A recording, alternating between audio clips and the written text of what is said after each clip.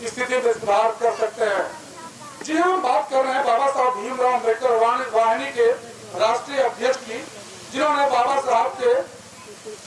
आदर्शों पर चलकर उनके उद्देश्य को पूरा करने के लिए अभी तक जोरदार प्रयास कर रहे हैं और उन्हीं के प्रयासों का यह नतीजा है कि आज हमारा संगठन एक अंतर्राष्ट्रीय संगठन में तब्दील हो चुका है। तो भाइयों, आइए स्वागत करते हैं बाबा साहब भीमराव अम्बेडकर वाहिनी के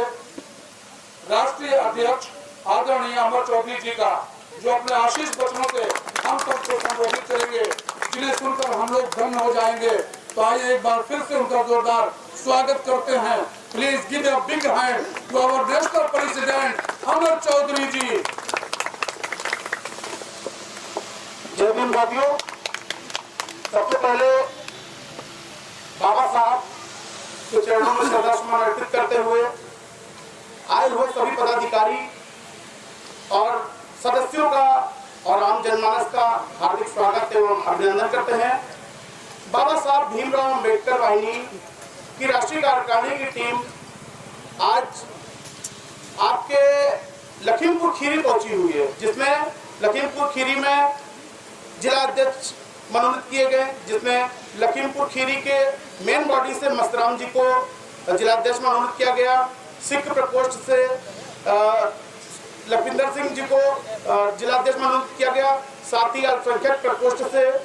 आज चांद जी को जिलाध्यक्ष मनोनीत किया गया है। सबसे पहला बात यह है कि बाबा साहब भीमराव अम्बेडकर वाहिनी क्या है। बाबा साहब भीमराव अम्बेडकर वाहिनी एक दलितों, पिछड़ों और अल्पसंख्यकों के लिए निर्माण की गई एक संस्था है। आज का वो दिन है, लगभग 7-8 महीने बीत चुके हैं, क्योंकि दिसंबर में हमारे हाथ में आई बाबा साहब भीमराव अम्बेडकर वाहिनी, और इन 8 से 9 महीनों के बीच में उत्तर प्रदेश से लेकर पूरे भारत में लगभग 23 लाख पदाधिकारी हमारे बन चुके हैं, और जिसमें पदाधिकारी, वरिष्ठ सदस्य और काफ़ी बात की जाए अगर संगठन के विस्तार की, तो नेपाल से लेकर भूटान तक ये संगठन हमारा लगातार पूरी तरह से विस्तार कर रहा है। और कहीं ना कहीं इस सरकार में भाजपा का जो शासन चल रहा है भारत में, और खासकर उत्तर प्रदेश में, महिलाओं के सम्मान की बात उत्तर प्रदेश के मुख्यमंत्री करते हैं, लेकिन महिलाएं उस समय उनका सम्मान सुरक्षित नहीं दिखता है जब कन्नौज जैसी घटना सामने आती है, और बाबा साहब भीमराव अम्बेडकर वाहिनी उस मुद्दे को उठाती है, और जिसमें 12 पुलिस अधिकारियों को, जिसमें 3 पुलिसकर्मी थे और एसडीओ, जेई, साथ ही 3 और संविदा कर्मी जो सेवा से बर्खास्त कर दिए गए, क्योंकि बाबा साहब भीमराव अम्बेडकर वाहिनी महिलाओं के सम्मान के लिए सदैव तत्पर रहेगी और दलितों, पिछड़ों के कंधे से कंधा मिलाकर उनके हक और उनके अधिकारों के लिए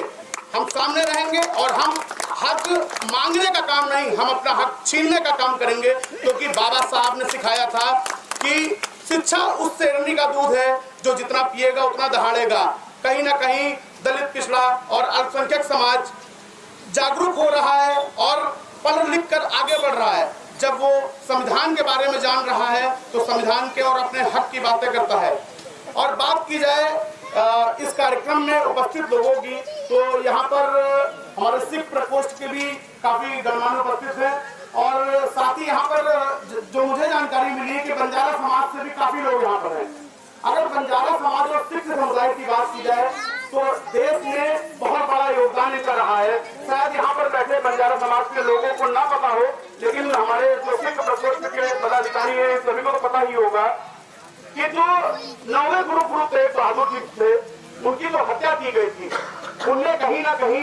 जो लाखों बंजारे थे उनका बहुत बड़ा योगदान था उनके शव का अंतिम संस्कार करने के लिए। इसीलिए क्योंकि बंजारा समाज और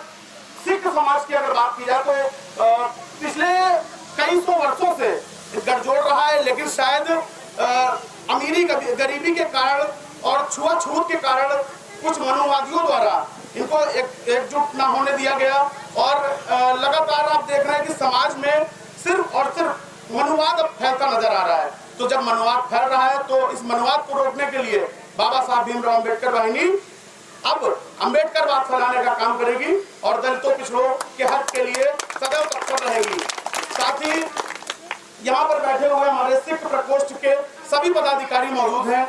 और जैसा कि आपको मैंने बताया कि लाखा बंजारे के बारे में, तो लाखा बंजारे एक, जैसे कि बाबा साहब एक समाज सुधारक भी थे और संविधान निर्माता तो थे ही, लेकिन वैसे ही लाखा बंजारे जो थे वो बंजारा समाज के समाज सुधारक थे, वो एक नायक थे।